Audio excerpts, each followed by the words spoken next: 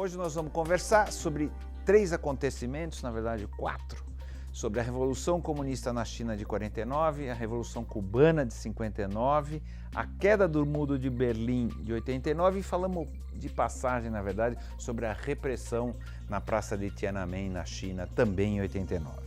Esses acontecimentos, com aniversários redondos agora em 2019, marcam a ascensão e a queda do comunismo no século XX e também a ascensão de novo, e se faz algum sentido pensar nisso agora.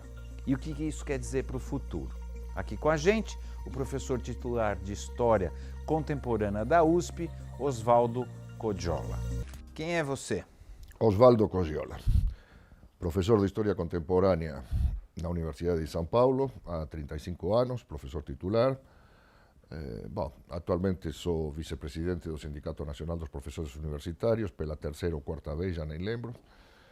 E, fui exilado político da ditadura militar na Argentina, fui preso político na Argentina várias vezes e sou autor de uns 70 livros. Partido Comunista. A União Soviética optou, com o Gorbachev, de primeiro tentar a abertura política para depois fazer a abertura econômica. Ao Exato. contrário da China e ao contrário do que Cuba está tentando fazer. Aí deu tudo errado. Exato.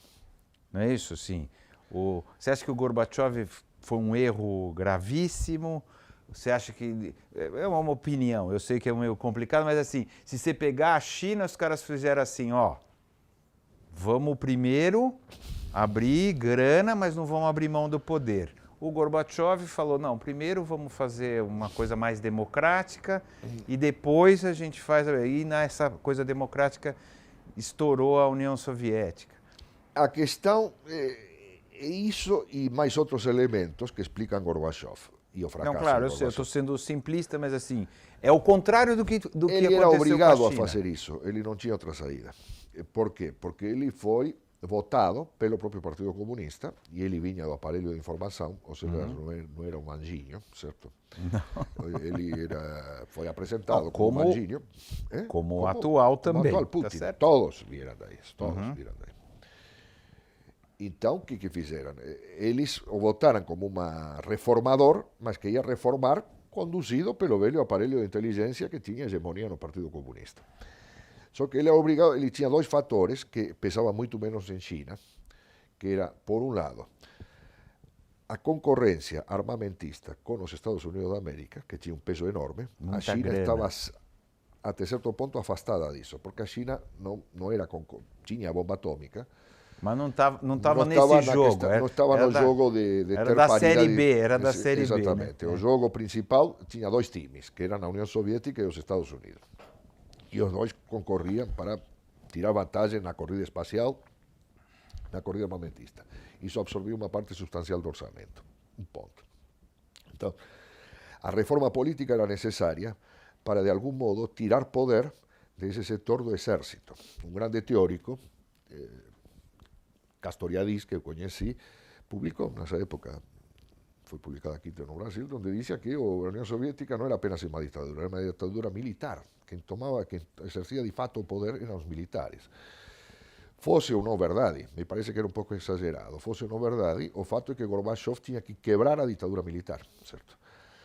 Como uma questão de salvação econômica, porque na Rússia... Não tinha mais dinheiro para... Não tinha mais dinheiro, não. Era uma economia que começou a crescer pouco, só que o aparelho militar continuava crescendo mais do que o PIB, vamos dizer assim. E a única maneira de compensar isso para que a população não começasse a viver muito mal e houvesse revoltas e revoluções, certo? Era baixar um pouco o aparelho militar e dar um pouco mais de bem-estar para a população. Para isso era necessária uma reforma política para anular o setor militar. Então, a reforma política, a glasnost, certo? Era um componente essencial da perestroika, porque sem glasnost não podia haver perestroika. E isso estava determinado pela corrida armamentista com os Estados Unidos. E o segundo fator importante, por isso que a história é importante e não apenas a análise da ciência política e tudo mais, as geopolíticas, era um fator histórico, que foi o que finalmente explodiu com Gorbachev, que era o problema nacional interno na União Soviética. Porque o problema nacional na União Soviética era muito mais grave do que aquele. Na China temos uma China heterogênea. Mas essa China heterogênea era toda chinesa, de algum modo. Uma história tinha galvanizado esse conjunto como sendo o único país, a China.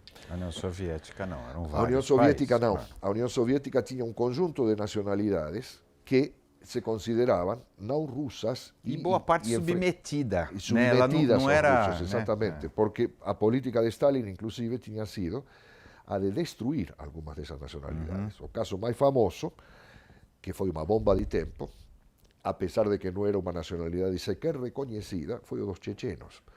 Stalin tinha tentado acabar com a Chechênia. Mudou uma parte dos chechenos para a Sibéria durante a guerra. Literalmente houve uma política para que a Chechênia deixasse de existir. O que conseguiu Stalin com isso? Criar a maior máfia da União Soviética, que eram os chechenos, que se organizaram numa máfia, se organizaram numa espécie de Cosa Nostra, exatamente pelo mesmo motivo que os sicilianos se organizaram na Cosa Nostra nos Estados Unidos da América, para se proteger. No início como uma medida de proteção, depois se desenvolveram, obviamente, né? E que conduziram à catástrofe da Ossétia, primeiro, da própria Chechênia, uma guerra civil, porque os chechenos acabaram se apoiando nos muçulmanos e no Osama Bin Laden, certo? Então, esse foi o caso mais grave. Mas tínhamos a Geórgia, tínhamos a Azerbaijão, a Ucrânia, que era gravíssimo, certo? Porque os ucranianos nunca se consideraram russos, certo? Até agora. E que hoje está determinado, né? Disputam até hoje por la Península de Crimeia. Então, a União Soviética era uma panela de pressão. Isso não acontecia na China. E ele tinha que enfrentar essa panela de pressão. O fez através da revisão do Tratado da União, que vinha de 1922, quando tinha se formado a União Soviética, e aceitou o princípio da revisão. Aí houve uma tentativa de golpe de Estado, e aí a frágil aliança política que sustentava, que eram os reformadores e os duros, que foram os que tentaram o golpe, no mesmo partido e resolvendo suas divergências dentro do Partido Comunista da União Soviética, explodiu. Uns tentaram um golpe, fracassaram, mas os outros que derrotaram o golpe foram derrotados pelo golpe, apesar do golpe ter sido fracassado. Aí daí emergiu Yeltsin, o bêbado. Ou seja, os dois. Sim, e aí emergiu um bêbado. Foi notável, foi um empate tão violento entre as forças principais que emergiu uma figura meio incontrolável, que era Yeltsin, certo? Que governou durante um tempo, liberou geral, depois de liberar geral, o que quase conduziu a União Soviética, a Rússia, porque já não existia. Desastre. A um desastre, e nesse aí momento o aparelho tinha se recomposto, tinha tido, só que já não com o nome de comunismo, havia diversos partidos políticos, certo? E imediatamente voltaram ao poder com Putin, que fez uma série, pagou as aposentadorias, decisivo, agora estamos numa reforma da Previdência, veja que importante, certo? As aposentadorias derrubaram Yeltsin, certo? Porque não pagavam mais as aposentadorias. Ele pagou os atrasados, etc., conquistou um apoio popular enorme, baseado no velho aparelho da KGB, certo? Coisa, e ganhou as eleições e até hoje governa. Durante um tempo governou Medvedev, mas estava ele aí por trás. ele fica ele primeiro-ministro, tira, presidente, ele que põe, manda, etc. né? Ele, Certo, que manda, ele que manda. Ele faz o que quer. Certo? Então, mas vou voltar lá atrás, no desmoronamento, que depois caiu com o Muro de Berlim, etc., que foi como símbolo, né? O Muro de Berlim cai como símbolo. Mas, assim, você falava, era uma panela de pressão que estava segurando a coisa ali, era a repressão, vamos dizer assim. Era uma repressão que a União Soviética tinha. No momento que você fala, bom, agora nós vamos abrir, explode mesmo. Não ia acontecer. Não tinha como, é isso? Segurar? Se fosse qualquer um ali, seria a mesma coisa? Ou teria que ser uma repressão absurda? Estamos no que se chama história dos contrafactuais.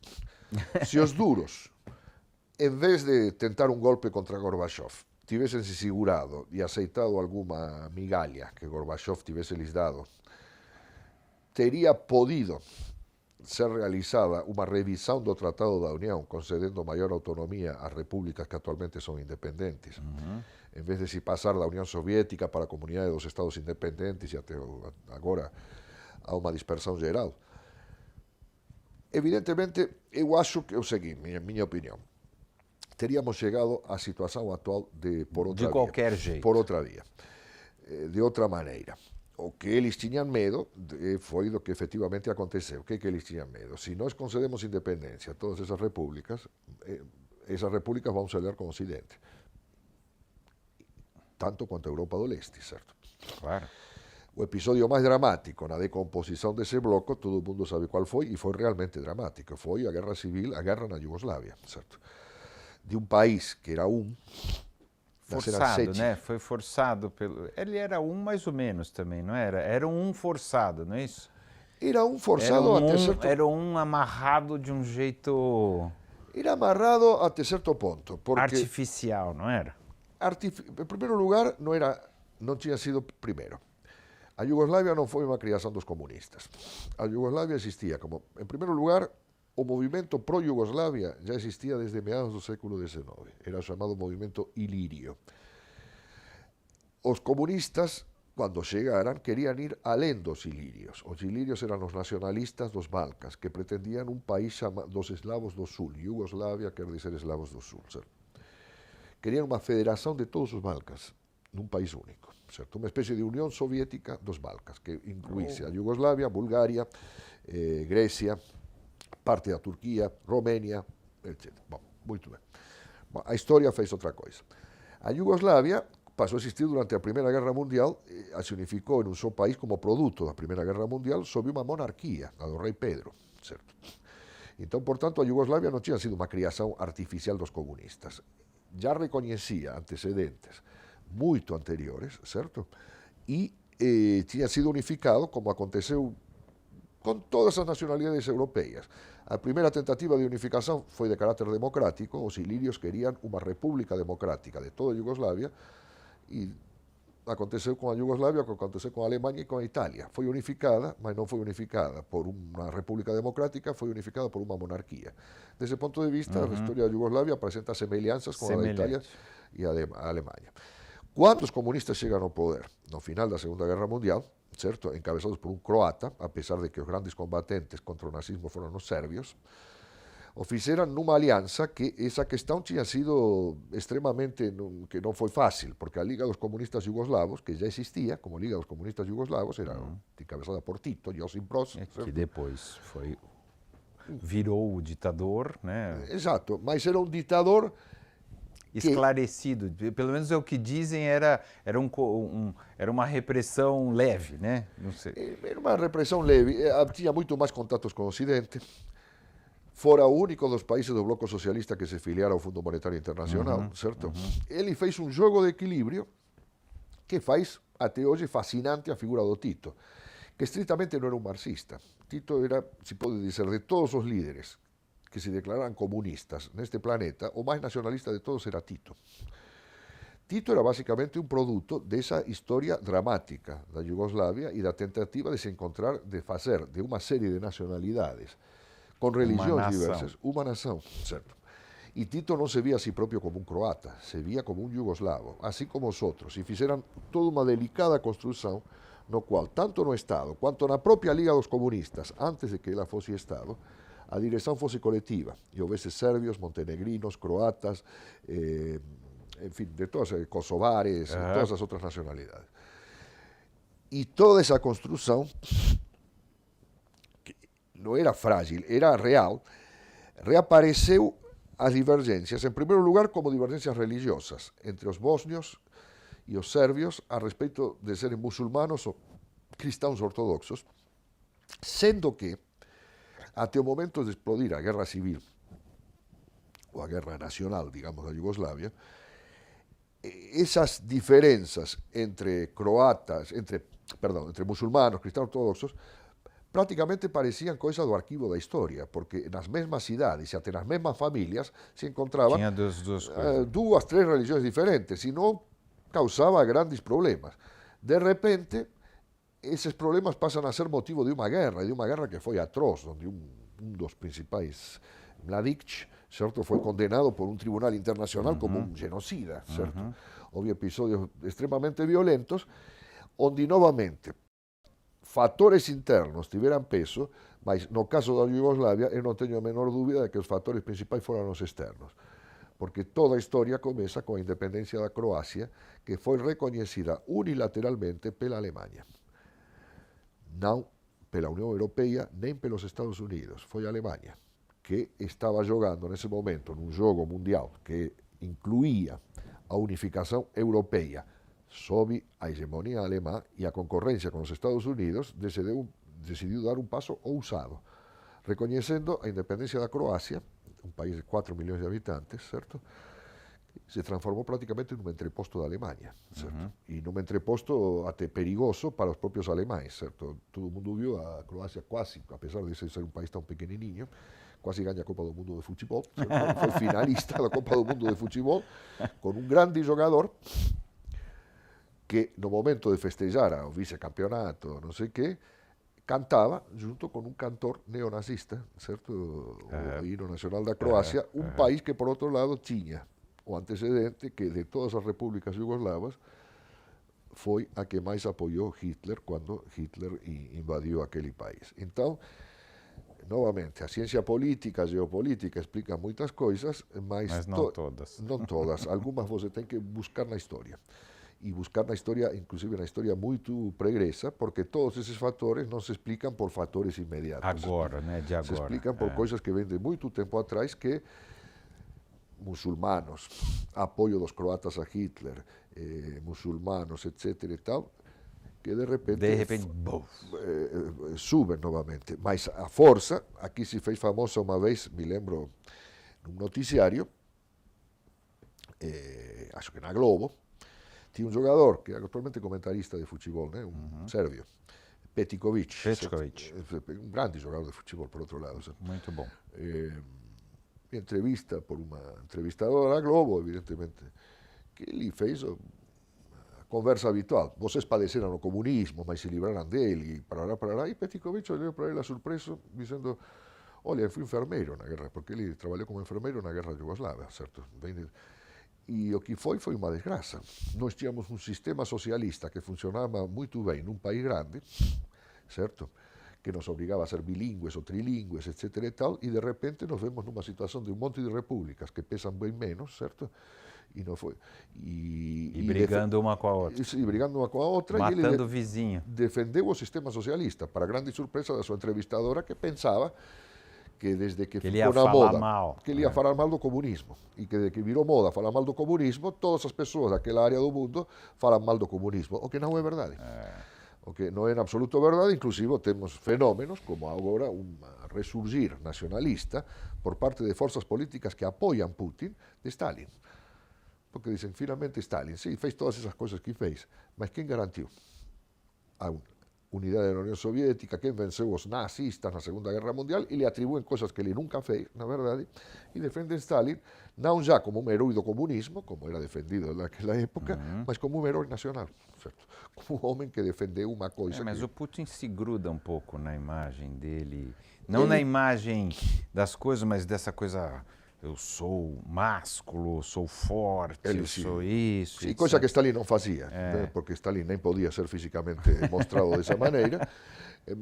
Mas a imagem do Stalin. A imagem do Stalin, ele não desdenha, não despreza a possibilidade de que alguma parte do eleitorado o identifique com Stalin e diz, tudo bem, se vem voto desse lado, eu aceito. Eu quero. Se vem voto do patriarca ortodoxo também. Tudo você bem. Olhando, então, esse processo todo, né, que a gente passou depois da Segunda Guerra, que a gente está falando agora, sobre os momentos comunistas, os países viraram comunistas, desviraram, alguns ficaram e viraram capitalistas de Estado e tal.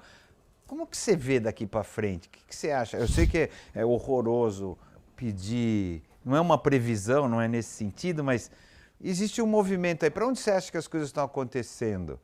Existe essa ideia de uma dissolução da ideia do comunismo? O comunismo é uma coisa que já acabou? Não é isso? Não é isso? Esse é um resumo. O comunismo moderno foi pensado como produto do desenvolvimento das forças produtivas da economia capitalista. Antes disso, existiram muitos comunismos. O comunismo dos cristãos primitivos, os essênios, que eram judeus, de Mazdak, no Império Persa, era um comunismo de pôr em comunidade de bens uma sociedade basicamente agrária. O comunismo moderno, que não é obra de Marx, é obra de um conjunto de pensadores, dentre os quais Marx foi o mais famoso. Mas o comunismo padeceu o mesmo que que ele ficou monopolizado pela ideia de Marx, e é o único autor que levou a tendência a citar Marx como se cita nas Sagradas Escrituras, certo? Que foi uma grande desgraça, certo? Para o próprio comunismo. Se pensou como um sistema mundial, somente poderia ser a superação do capitalismo, e se o capitalismo tinha formado o mercado mundial, o comunismo se criaria sobre a base do mercado mundial. Por outro lado, esses formuladores nunca pensaram que o comunismo seria o produto de uma revolução mundial simultânea em todos os países. Sabiam que isso era impossível.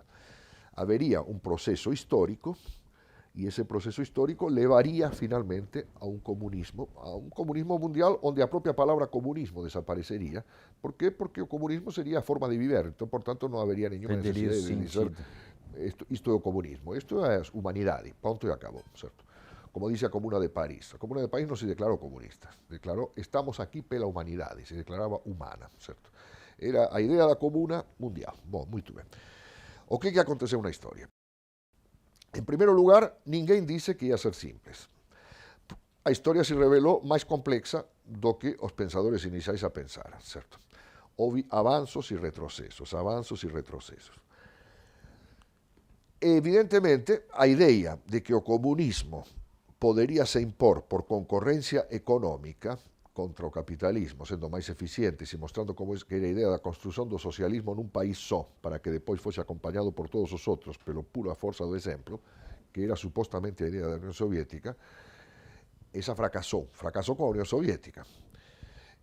Mas acontece que, se de um lado a ideia de que o comunismo tinha acabado, que foi lançada por Francis Fukuyama em 1979, que a história acabou, a história acabou.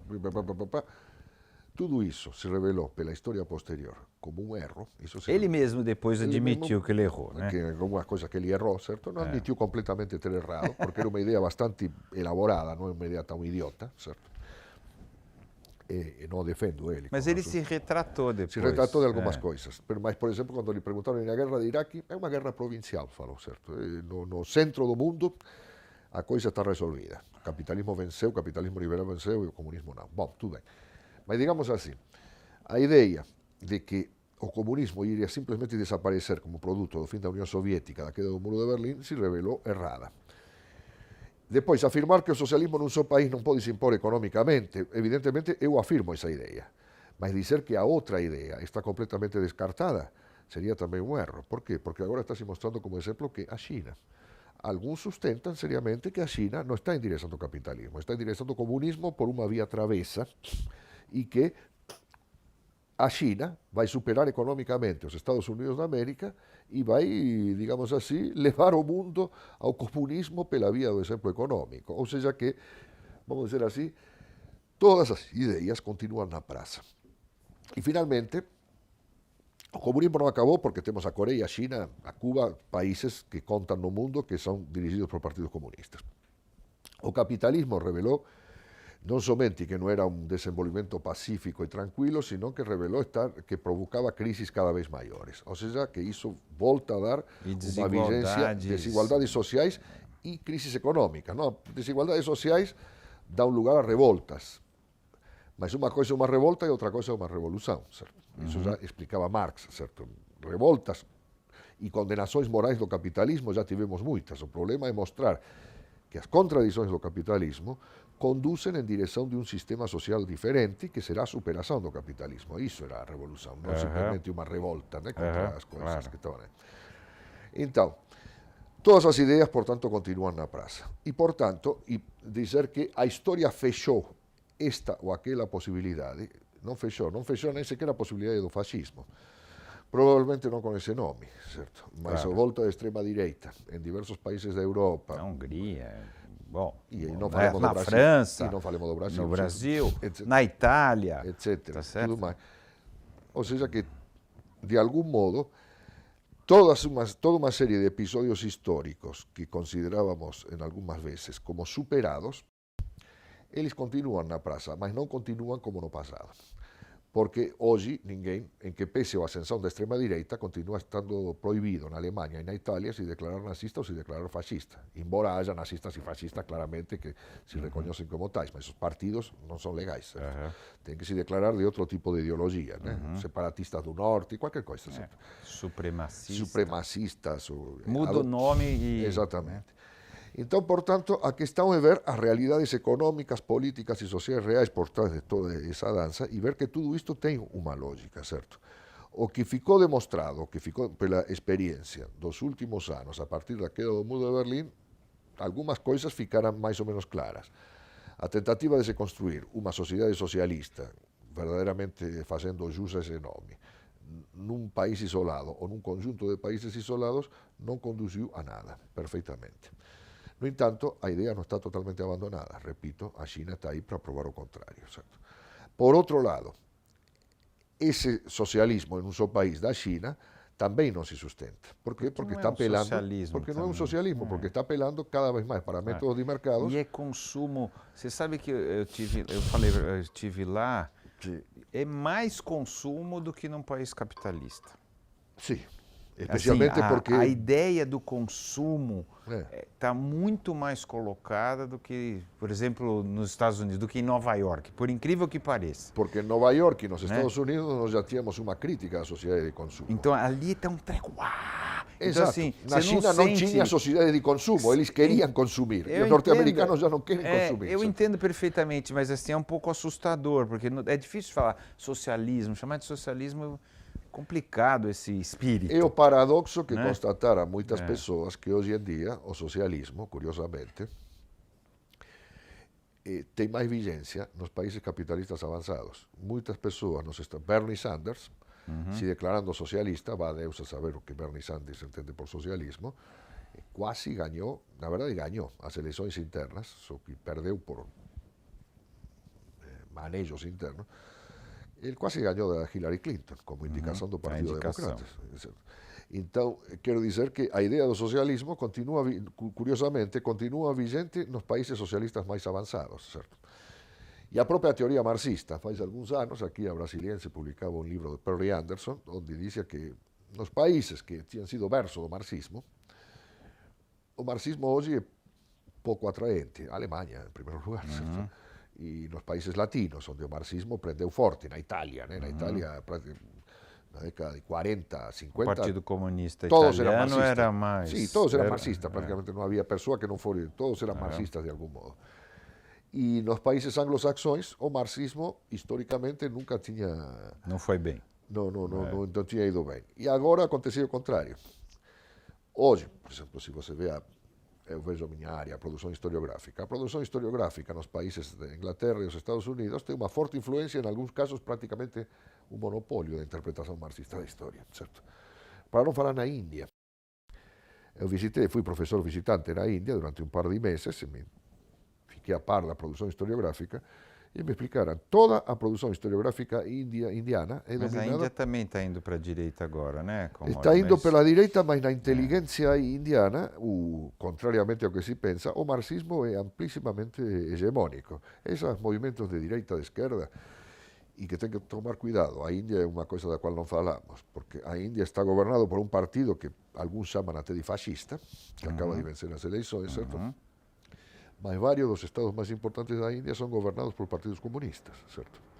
Andhra Pradesh, a Bengala Ocidental, etc., são governados por partidos comunistas. A situação da China, da Índia, é extremadamente complexa e será o país mais populoso do mundo. Será o país mais populoso do mundo, tem um nível de miséria espantoso e, ao mesmo tempo, picos de desenvolvimento impressionantes em algumas áreas.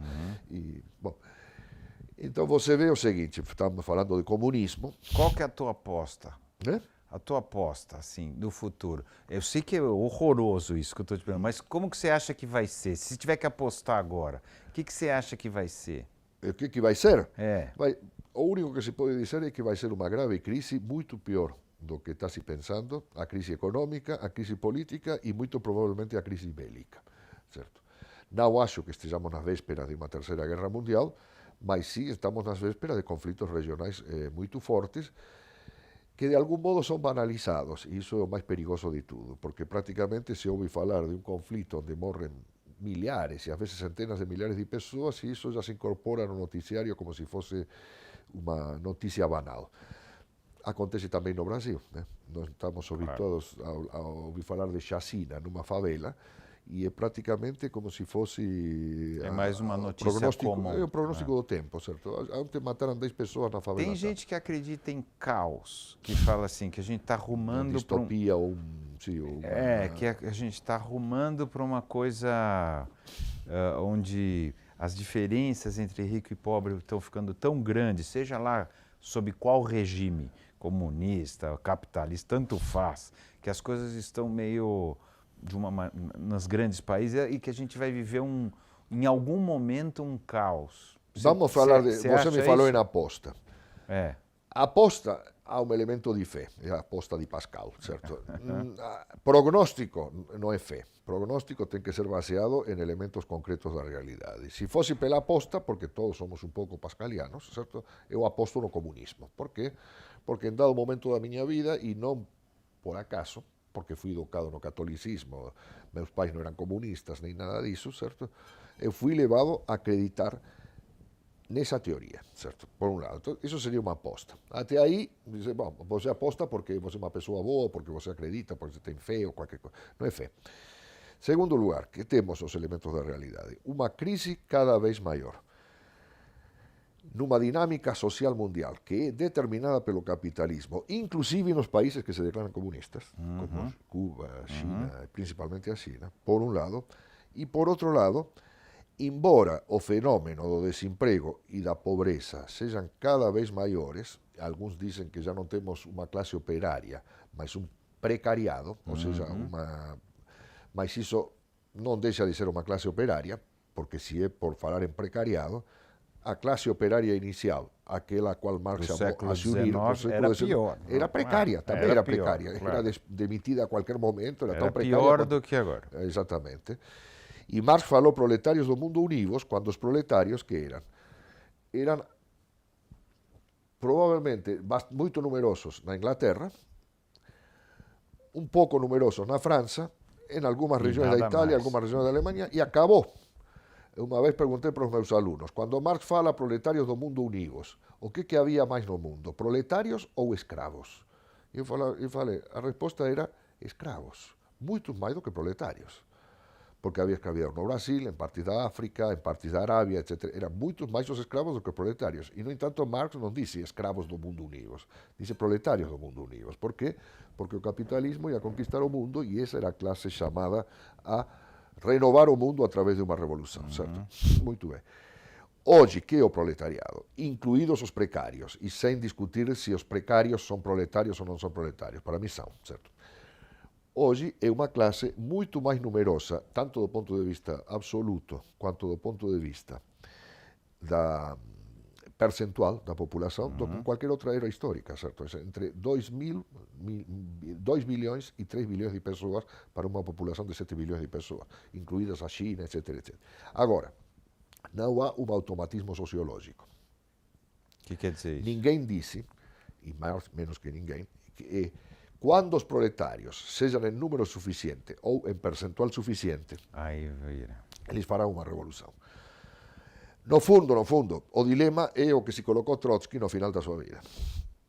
O que está em discussão é se o proletariado é ou não é capaz de fazer uma revolução que conduza ao comunismo. E isso não está escrito em nenhum livro, não está escrito nas estrelas e em nenhum livro. O problema depende da consciência de classe do proletariado e, em grande parte, porque essa consciência de classe não se desenvolve no ar, da intelectualidade. Em última instância, depende da inteligência humana, certo? E a inteligência humana, até agora... Não está indo muito bem. Sim, digamos, a inteligência humana tem um portador, que é a inteligência, o que os russos chamaram, que inventaram todos os termos que usamos hoje em dia, é a inteligência, ou seja, a camada da população que pensa, que se recruta em diversas classes sociais.